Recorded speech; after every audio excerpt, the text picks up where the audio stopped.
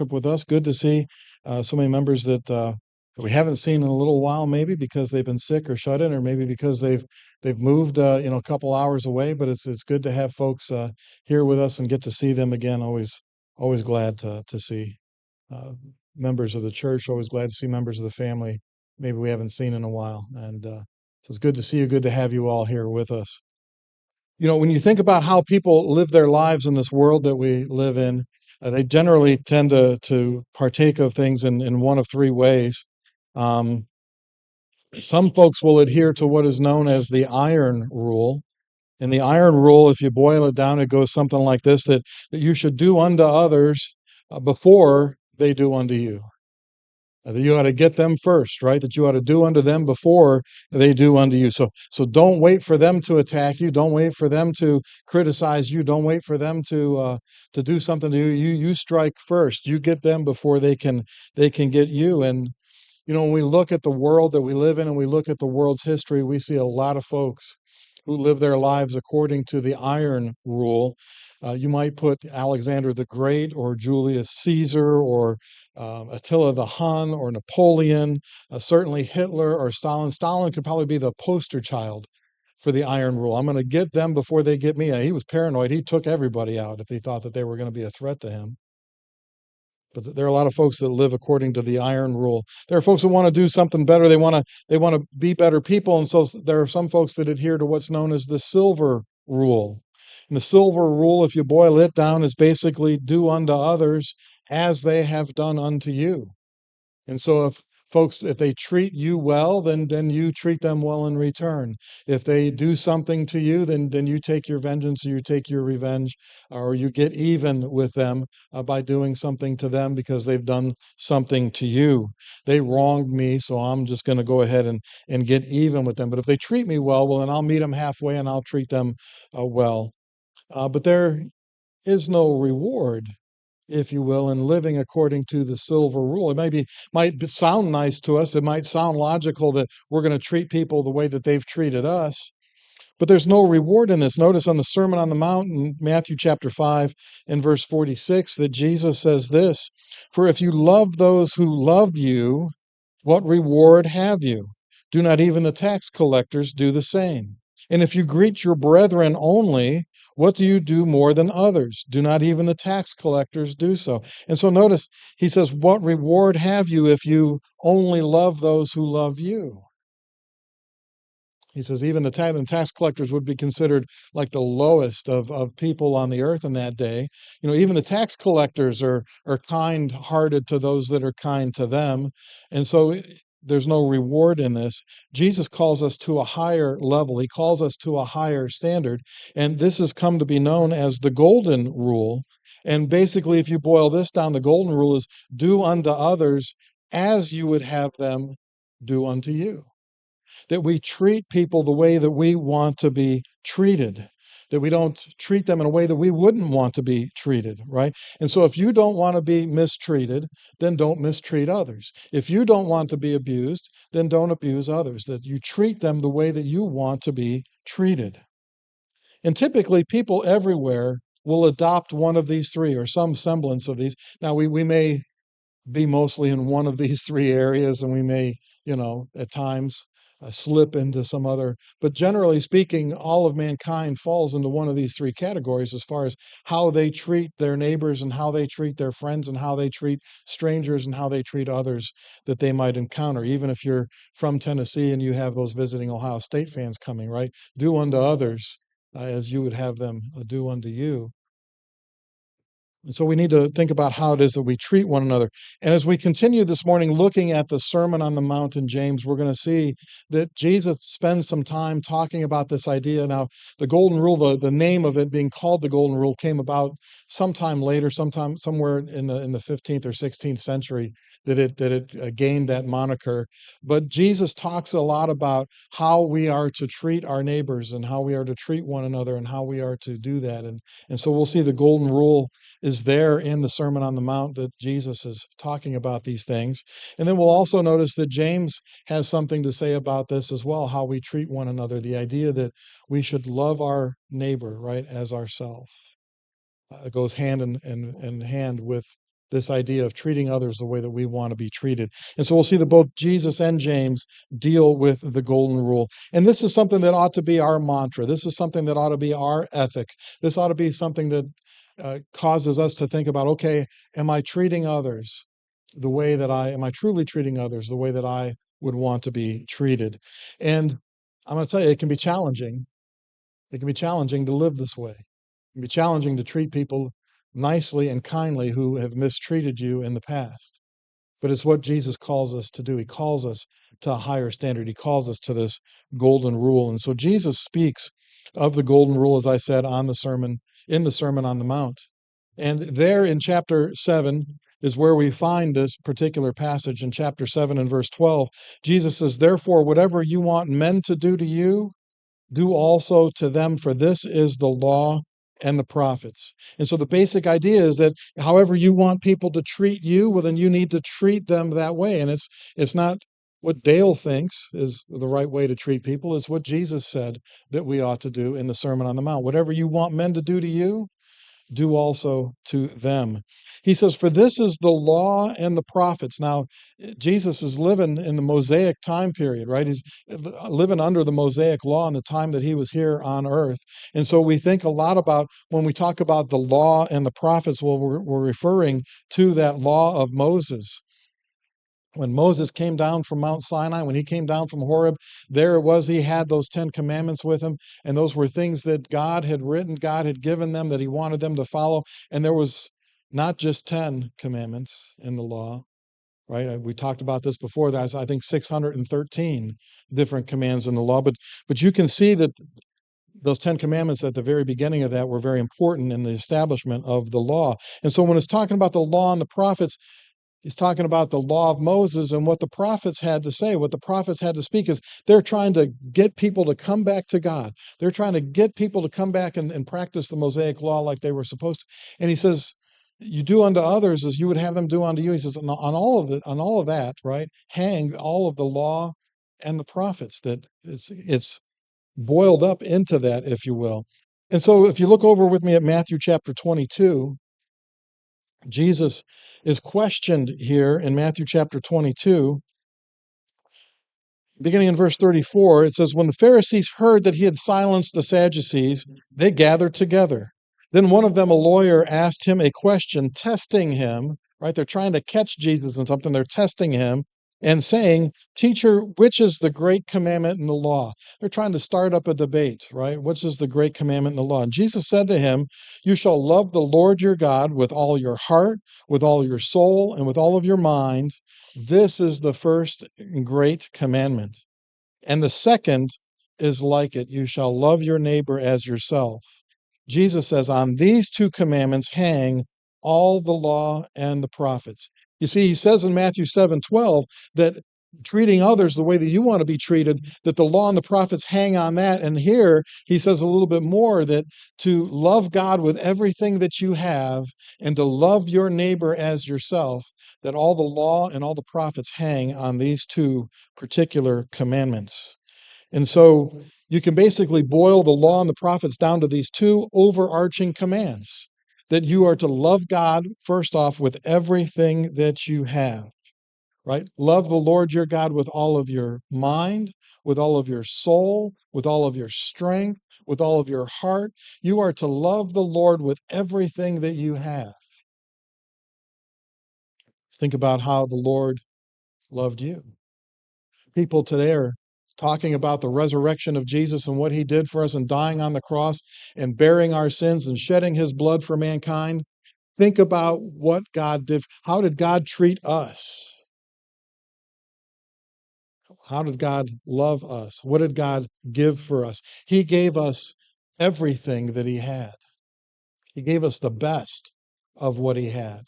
And so in turn, he wants us to love him with everything that we have, right? And then to love our neighbor as we love our own selves. And so when you talk about the law hanging on these things, that the law hangs on these two commands, you think about that, even though there's many commands in the law, you think about the beginning of this, those 10 commandments that were the beginning of this. And at the beginning of the 10 commandments, you've got, well, there's 10 of them, right? But in those 10 commandments, there are 4 that deal with our relationship with God, and then there are 6 that deal with our relationship with other people. And so when we look at those first commandments, those commandments that deal with our relationship with God, the first thing he says is, you are to have no other gods besides me. I says, I'm the only one. If you're going to love me with all that you have, then I need to be the only one.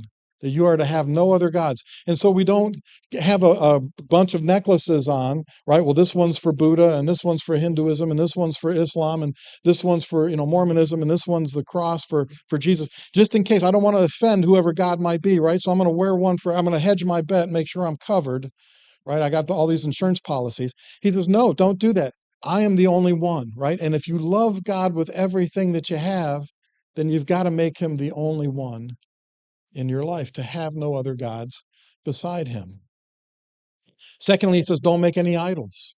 Don't make any idols for yourself. Don't carve anything. Don't forge anything. Don't make any idols for yourselves of anything that's in heaven or anything that's on earth, to bow down to those and to worship those. And if you love God with everything that you have, what are you going to do? You're going to keep that command, aren't you? You're not going to violate. You're not going to make idols. You're not going to bow down to idols and worship them. You're going to keep the commandment of God. Why? Because you love him with everything that you have. You see how these things hang on that idea? He says not to take his name in vain. But don't take the name of the Lord your God in vain. Don't make it something that's meaningless. Don't make it something that's useless. Now, we get that with regards to using the Lord's name as a swear word, right? We're not to take the Lord's name in vain. But that idea of taking it in vain, making it something that's useless, it's not also not to be used as an expression of excitement. It's not to be used as an expression of wonder, where we say, oh my, and we just mindlessly throw God's name out there to take it in vain. If you love the Lord your God with everything that you have, guess what? You're not going to take the Lord's name in vain. You're not going to make it something that's common or something that's useless or something that doesn't have meaning, but you're going to have reverence and respect for the name of the Lord our God. He says, keep the Sabbath day. Now that's Old Testament, that's the law of Moses, that they were to keep the Sabbath day, that they were to keep that holy, that they weren't to do their normal work on the Sabbath day. That's one maybe that doesn't transfer over because we don't have any command like that in the New Testament. But he says you need to keep the Sabbath day and to obey now, if you love God with all that you have, right, you're going to keep the Sabbath day and make it holy, and it's going to be his day, right? And so if you love God with everything that you have, well, then you're going to do all these other things. You're not going to not do those things. If you love God with everything that you have, you're going to keep all of those other commands. And so the love of God, the loving God with everything that you have, it's going to help you be able to keep all the commandments that God has commanded us to keep. It doesn't replace that. We don't just say, well, we love God and so we can do whatever it is that we want. No, because we love God, we need to keep the commandments that he's given us. And even Jesus says that in the New Testament. Jacob talked about it on Wednesday night in John chapters 14 and 15 over and over and over again. It's not just once, it's not just twice. I think it's not even 3 times. I think it's more than that. Jesus over and over again tells them, if you are my friends, you will do what it is that I've commanded you. If you love me, you will keep my commandments. So we can run around all day long talking about how much we love Jesus. But if we love him, how do we show that? How do we express that? We need to keep his command. It doesn't dispose of all of the other commands. It actually enhances those. And so in the 10 commandments, we got those first 4 that deal with us and God. And then we have 6 commands referring to us and our neighbors. If you love your neighbor as yourself, well, he says you need to honor your father and mother. Honor your father and mother so that when you go into the land that you're about to inherit, that you can live there for a long time. And elsewhere in the New Testament, this is called the first commandment with a promise, because God says, honor your father and mother, and there's a reward for that, right? You'll live long in the land that he's going to give them. And so that idea of loving others as ourself, right? If we love our parents, if we love our family as ourself, then we're going to honor our father and mother. We're going to keep that commandment. He says, do not murder. Now, that's premeditated murder. That's murder with a purpose, that you're intending to kill someone and you're doing it on purpose, right? And that's your intention to do that. There's a difference between premeditated murder and the death penalty, because the death penalty was the punishment if you committed murder. And so God distinguishes between those two things. He uses different words for them when he talks about them. And so do not murder. If you love your neighbor as yourself, well, guess what? You're not going to kill him, right? You're not going to murder him. You're not going to put him to death in that way. Do not commit adultery, right? Do not commit adultery. Now we know what adultery is. It's you're not married to them, but right. And so if you love your neighbor, well, then you're not going to mess around with your neighbor's wife. Why? Because you love your neighbor as yourself. And so if you have love for them, it's going to keep you from violating that particular command. Do not steal. Do not, if you love your neighbor as yourself, you're not going to take his stuff and keep it. You're not going to borrow his hedge trimmer and then forget to give it back to him, and then you move away and then 3 states away and he has no idea where you went with his hedge trimmer, right? You don't do that. I knew of a family, they sold a house, they sold some furniture with it, and after they sold the house and the furniture, Rent-A-Center came knocking on the door. They were looking for the furniture. It didn't belong to them. They were renting it, but they sold it with the house to somebody else. Right? If you love your neighbor as yourself, you're not going to do that.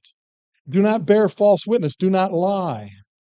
Right? If you love your neighbor as yourself, you're not going to lie to him. You're not going to bear false witness. You're not going to say something against them that's not true.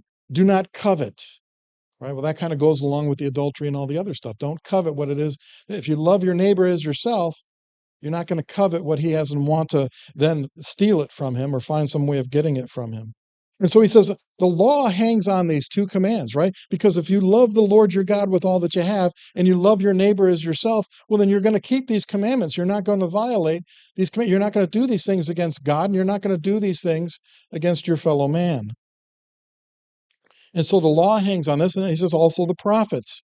As I mentioned, the prophets, they were constantly calling Israel to come back to the law, to come back to God, to come back and be with him, be in that covenant relationship with him again. And so if you love God and you love your neighbors yourself, guess what? You're going to keep the whole law.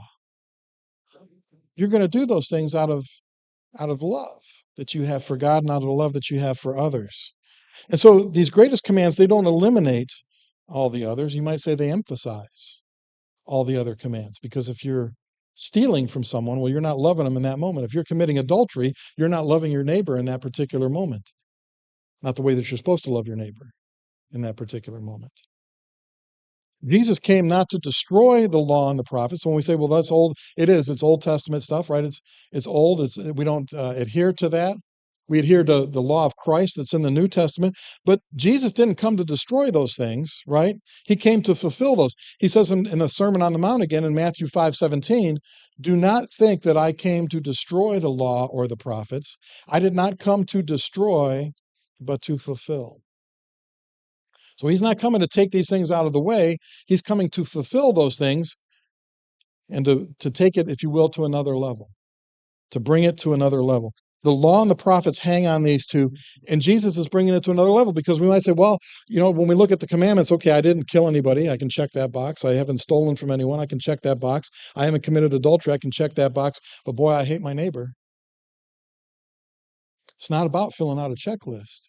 Jesus takes it to a deeper level, that you are to love your neighbor as yourself, because then you don't have to worry about keeping the checklist. If you love your neighbor as yourself, you're going to do all of those things that would have been on that checklist anyways, right? You're going to keep all of those things. And so the difference is, are you just going through the motions, or are you really trying to be the right kind of person? If you're just filling out the checklist, but you hate your neighbor, well, you're just going through the motions. But if you're the right kind of person, you love your neighbor as yourself, well, then all those other things are going to follow from that. And so Jesus says, therefore, whatever you want men to do to you, do also to them, for this is the law and the prophets. Treat others how it is that you want to be treated. So you don't get to mistreat someone because they mistreated you. You don't get to say, well, they were nasty to me, so I'm going to be nasty to them. They ignored me, so I'm going to ignore them. They stepped on my toes, so I'm going to step on their foot. They kicked me in the shin, I'm going to take their knee out, right? We usually don't want to get even, we want to get ahead when that sort of stuff comes around, right? And so we're not to be that way. You don't get to mistreat them because they mistreated you, right? Do you really want people to mistreat you? When you mistreat others, are you doing to them what you want them to do to you? Because Jesus says, whatever you want men to do to you, you do to them. So if you are mistreating them, are you sending a message that you want to be mistreated? Do you want others? And so again, this is a higher form of love that Jesus is calling us to. It goes along with the idea of loving our enemies. Notice what Jesus says about we might say, well, they made ourselves our enemy. They mistreated me. They've become my enemy. Jesus says, I say to you, love your enemies, bless those who curse you, do good to those who hate you, and pray for those who spitefully use you and persecute you. It can be hard. It can be hard to love those and treat those people well when they've mistreated us or they've done something. But he says, if they're thirsty, right, you give them a drink of water. You might say, well, they wouldn't do that for me. They wouldn't give me a drink of water. But you're called to a higher level.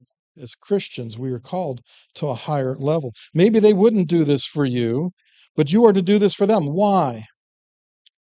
Because what's the better way to achieve peace? If somebody mistreats you and somebody is abusing you or somebody's not treating you the way that you want to be treated, what's a better way of bringing about peace? To give them retribution? To treat them poorly because they've treated you poorly? Is that going to lead to peace or is that going to lead to further escalation? But you see, if you pray for them, if you treat them well, it's a road to being peacemakers. And Jesus has called us to be peacemakers. Blessed are the peacemakers, right? And so it's a better way of bringing about peace than retribution. If you mistreat others, if that's your go-to, if you mistreat others, then you've got no right to complain when people mistreat you. Because you're treating them the way that you want to be treated? If you mistreat other people, when other people mistreat you, you don't have a right to grumble or complain or moan about that because they're treating you the way that you've treated others. And so think about that. If it was okay for you to do it, then it ought to be okay for them to do it to you. And so Jesus speaks about the golden rule. James speaks about the golden rule as well. And we look over at the book of James in James chapter 2 in verse 8. In dealing with the idea of being partial to others, that they're being partial to the rich man and not the poor man in the context here. In James chapter 2 and verse 8, James says, if you really fulfill the royal law according to the scripture, you shall love your neighbor as yourself, you do well. He says, so if you're not showing partiality for the rich man, but you're just treating the rich man the way that you want to be treated because you're following what he calls the royal law, right? To love your neighbor as yourself. Because you're doing what is right, you're doing what is well, you're doing what is good, if that's the case. If you're not being partial to him just because he's a rich man, but because you're being kind to your neighbors. Now, he refers to it as a royal law. We could say it's the royal law maybe because it's the law of the King of Kings. It's the law of the one who is royal. It's the law of the one who is ruling, if you will. And so he's the ruler of the kingdom. It's the royal law that we are to love others, our neighbors as our own selves. And so again, we see this overarching law that encompasses all the other commands. And so in the midst of this discussion on partiality, if you're just loving your neighbor, well, you're doing what's right and you're doing well. This command to love your neighbor as yourself, it's not something new that Jesus has come up with. This goes back to the old law, that they were to love their neighbor as themselves. Over in Leviticus chapter 19 and verse 18, he says, you shall not take vengeance, nor bear any grudge against the children of your people, but you shall love your neighbor as yourself. I am the Lord. Notice he says, you are not to take vengeance. That's the silver rule. They wronged me, so now I'm going to wrong them. They treated me poorly, so now I'm going to treat them poorly. I'm going to do unto others as they have done unto me. Taking vengeance is following the silver rule. He says, don't bear any grudge. What's that? That's the iron rule. I'm bearing a grudge. Boy, I'm eyeballing them. I'm not sure. I think they've got my demise in mind, so I'm going to get them first. I got a grudge against them. He says, don't follow the silver rule. Don't follow the iron rule, bearing a grudge, but you love your neighbor as yourself. You follow the golden rule. You treat people the right way. You treat people the way that you want to be treated, to love your neighbor as yourself. And if you love your neighbor as yourself, if you love them in this way, well, you're not going to treat them like second-class citizens because you wouldn't treat yourself that way. You wouldn't treat yourself like a second-class citizen. You wouldn't treat yourself poorly. Love your neighbor as yourself. right? You wouldn't steal from yourself. I got a nice stapler. I'm going to get that later. I'm going to steal it from you. You wouldn't steal from yourself, right? It's ridiculous. If you love your neighbor as yourself, you're not going to steal from them either. You wouldn't lie to yourself. Sometimes we stand in front of the mirror and we do that all the time, right? That looks pretty good. Comparatively, I suppose. Very comparatively. But we wouldn't lie to ourselves, right? So if you love your neighbor as yourself, you're not going to lie to them. You wouldn't commit adultery against yourself, right? You wouldn't be prejudiced against yourself. So don't show partiality towards the rich or towards the poor. You treat people the way that you want to be treated. And it doesn't matter what their economic status is. It doesn't matter what their social class is. It doesn't matter what their ethnicity or race is. It doesn't matter which side of the tracks they grew up on. It doesn't matter which side of the city they live on, which side of the state, which part of the country. You treat your neighbor, you love them as yourself. Right? You wouldn't show partiality that way. And so if you love your neighbor in this way, you're going to treat them the way that you would want to be treated. And so you're not going to grumble against them. You're not going to complain about them. Notice in James chapter 5 and verse 9, James says, "Do not grumble against one another, brethren, lest you be condemned. Behold, the judge is standing at the door." Right? Don't grumble. So if you love your neighbor as yourself, if you're going to treat them the way that you want to be treated, don't grumble against them. Don't complain about them. Don't tear them down so that you can raise yourself up in the workplace, because that's not how you would treat yourself. Right? If you're going to love your neighbor as yourself, would you go to your boss and tell your boss, you know what? I am a really poor employee. You need to do something about me because I'm a really bad employee. Would you go to your boss and say, I took an, do you know, I took an extra 15 minutes for lunch today? You know, when are you going to do something about these long lunches? Do you complain to your boss about yourself? Would you go up to your boss and say, you know, I am such a slacker that everybody else around here has got to do extra to pick up what I'm not doing? You wouldn't complain about yourself. If you love your neighbor as yourself, then you're going to treat them the way that you would want to be treated. You're not, if you're tearing others down, right? If you're grumbling against others, if you're complaining about it, if you're tearing other people down so that maybe somehow you can get ahead. Notice James says, behold, the judge is standing at the door. There's judgment that awaits. If we're not treating people the way that we're supposed to be treating them, there's judgment that awaits. Similar to what James says in context in James chapter 2. We looked at verse 8, look at verse 12. He says, so speak and so do, as those who will be judged by the law of liberty. We're going to be judged by what it is that we say, or we're going to grumble against others, or how we're going to treat others. We're going to speak those angry words. Man, you speak angry words. I mean, you could try to build a bridge with somebody 500 times. You speak angry words with them one time, they're not going to call you a bridge builder. They're going to remember those angry words. And even if you apologize and you take it back, it's like putting nails in a board. You could pull the nails back out of the board, but the holes are still there. And sometimes it's hard to get that trust back if you've lost it. And so we're going to be judged by these things. Have we really loved our neighbor as ourselves? Because if we love our neighbor in this way, well, then we're going to pray for them. We're going to pray for them. We're going to want them to be safe.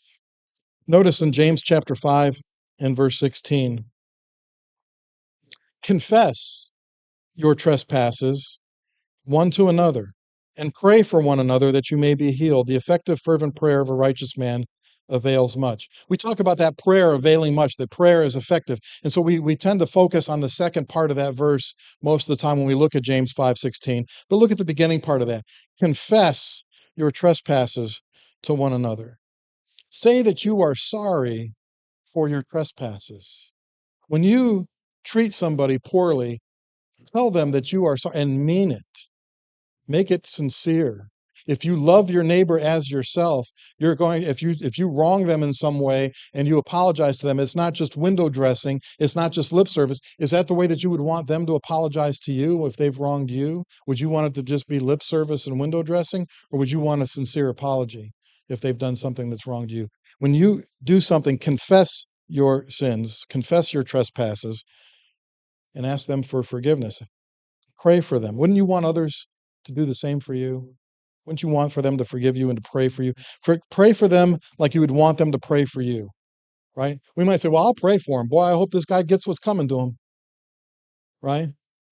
No, pray for them the way that you would want them to pray for you. If you had stepped out of line, if you had done something wrong, if you had done something maybe that it was unintentional, right? Pray for them like you would hope that they would pray for you. The Bible tells us that we are to love our neighbors as our own selves, and it also tells us that we are to love our enemies. Maybe he says to love our neighbors as ourselves and to love our enemies because by and large, they're probably the same group of people, right? We need to have love for them. We need to treat them the right way. Paul in his writings would agree with this idea as well. Look over at Romans chapter 13, verses 8 through 10. Paul here says, owe no one anything except to love one another, for he who loves another has fulfilled the law. Is he saying all the law and the prophets hang on this? Right? He who loves another has fulfilled the law. For the commandments, you shall not commit adultery, you shall not murder, you shall not steal, you shall not bear false witness, you shall not covet. And if there is any other commandment, all are summed up in this saying, namely, you shall love your neighbor as yourself. Because what's Paul saying? If you love your neighbor as yourself, you're not going to commit all these other sins. You're not going to violate all these other commands. Love does no harm to a neighbor. Therefore, love is the fulfillment of the law. Love does no harm. If you love your neighbor as yourself, you're not going to do something on purpose in order to harm them. And so, love does no harm to a neighbor. You wouldn't want your neighbor to blow his leaves into your yard, right? Treat your neighbor like you would want him to treat you. You wouldn't want your neighbor to run around with your wife. You see how loving your neighbor makes it easier to fulfill all those other commands? Over in Galatians 5:14, Paul says, for the law, all the law is fulfilled in one word, even in this, you shall love your neighbor as yourself. Because if you love God with everything that you have, and you love your neighbor as yourself, well, then you're going to keep all the commands that God has given us to keep. Jesus didn't come to destroy the law, but to fulfill it. The law is fulfilled through love. Robert Frost wrote a poem one time called The Mending Wall. And in that particular poem, he has a line in there that says, good fences make good neighbors.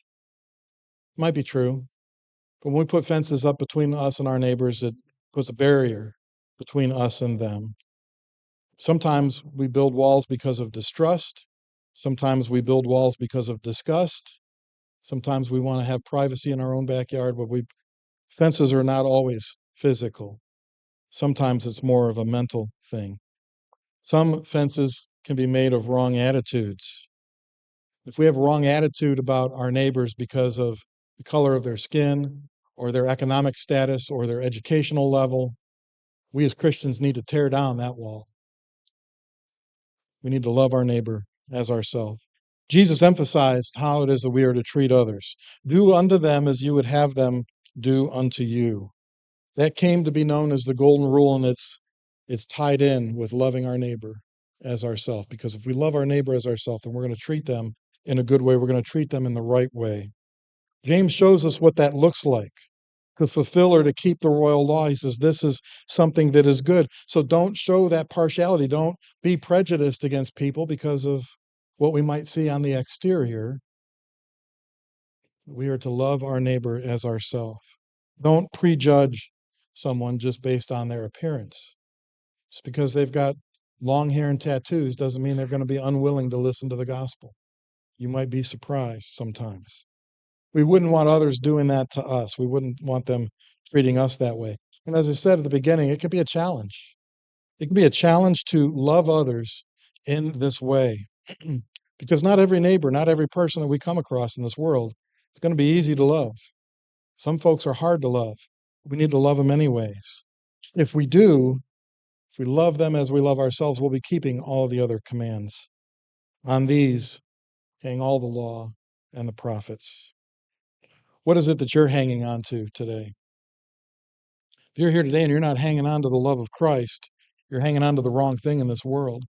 There are a lot of different things we might put our faith and hope and trust in, but there's nothing like God to put our faith and hope and trust in. If we're not hanging on to Him today, we ought to be.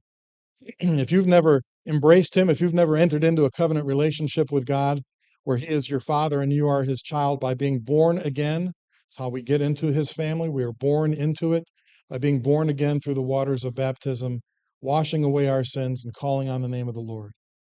If you've not done that, if you've not had your sins washed away, you can fix that before you leave. You can be in a relationship with him. You can show the love that you have by obeying what it is that he's told us to do. Jesus said, "He who believes and is baptized shall be saved." Mark 16:16. Maybe you've done that, but you've not been hanging on to him too well.